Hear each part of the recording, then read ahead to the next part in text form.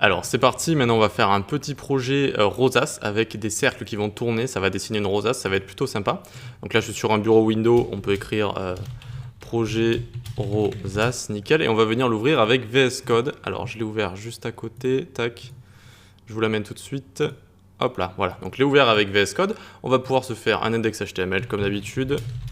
Hop, ici on fait point d'exclamation tab et avec emmet ça va nous écrire le doctype. On écrit ici par exemple rosace, nickel. On va lier avec un script notre app.js. Alors src est égal app.js, nickel. On va juste mettre un poil de CSS ici dans notre head. Donc on va mettre le all. Alors je vais y arriver.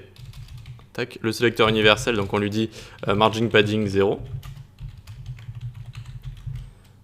Hop, ensuite on va lui dire donc HTML body, vous prenez 100% de la largeur et de la hauteur. Width 100% et height 100%. Et ensuite donc on va dire l'élément Canva qu'on va construire juste après, display block, pour pas qu'on voie les scroll bars, et on va lui mettre un background d'une couleur un peu sombre, facile à retenir, 28, 28, 28, super. Ensuite on crée notre petit élément Canva ici, Canva avec l'ID Canva, voilà, et c'est nickel. On se crée ensuite un petit app.js ici. Notre fichier JS, on va tenter une alerte, alerte hello par exemple. Tac, ensuite à côté, je vais nous ouvrir un navigateur pour qu'on puisse voir un petit peu ce qu'on fait. Voilà. On va venir du coup ouvrir le live server.